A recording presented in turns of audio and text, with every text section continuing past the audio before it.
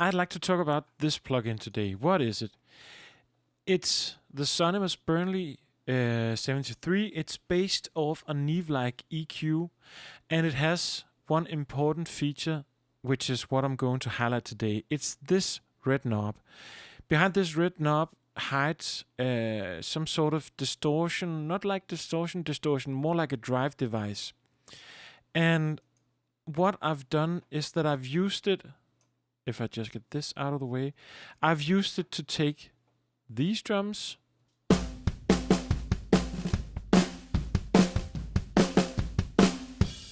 and turn them into this.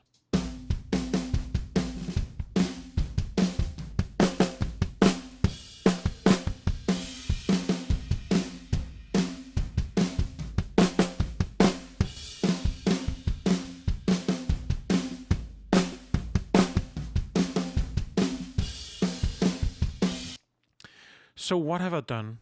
And I'm glad you ask. Well, actually we didn't. Well, I don't care. What I've done with the Burnley, if we go by instrument or drum piece, on the bass drum, it was recorded with a Beta 91, which is all click and no bottom end. So it sounded like this from the get-go.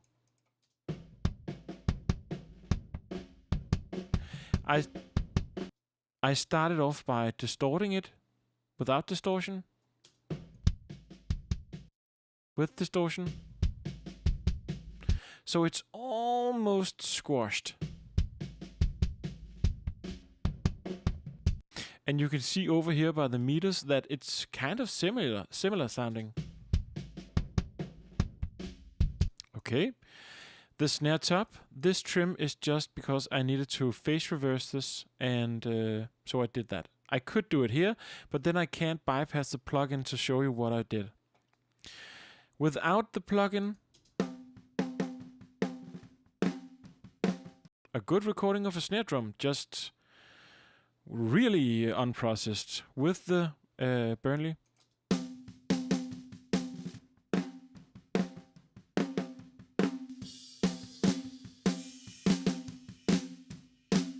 more distortion, more high-end, more 7.2 kilohertz, a low shelf at 220.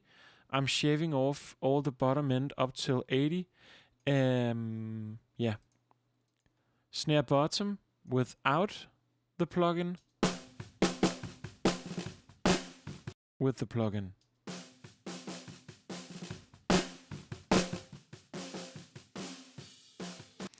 What I'm doing here is I'm trying to squash it. I don't want the snare bottom to be perceived as a drum. I just want it to be white noise. The tom, without it, with it. So basically what I'm doing, I'm just rolling out this frequency. Now that I hear it, I would like to add some top end to get more of the sticks. I'm not distorting this. Ah, listen to that.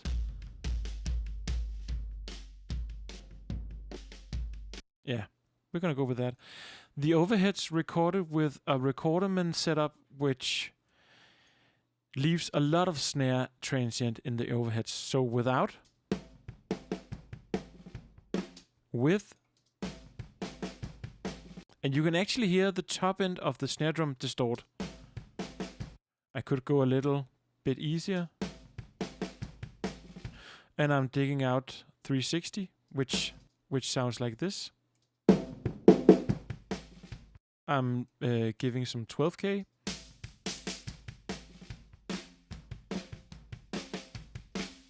And I'm rolling everything below 50 off. The room is basically just distorted. So without,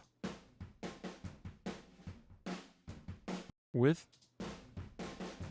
yeah.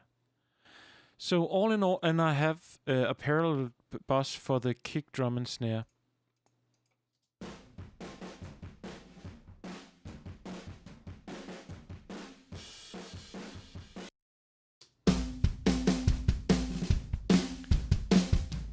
So all in all, the Burnley 73,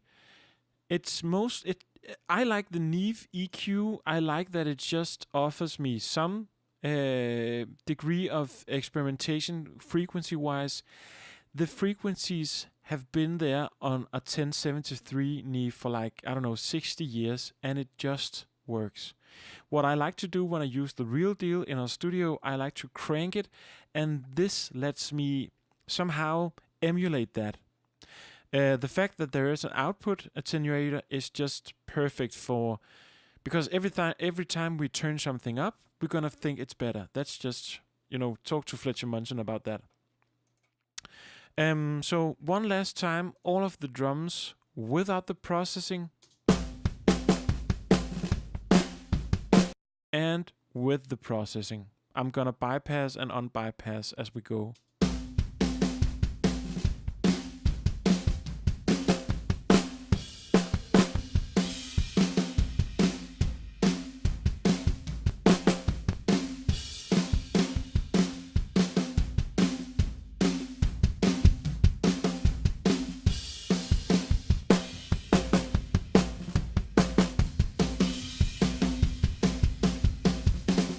Beautiful. If you want to know more, if you've got a question, if you want me to take a look at something, hit me up on this channel. Be sure to subscribe, and I'll see you later.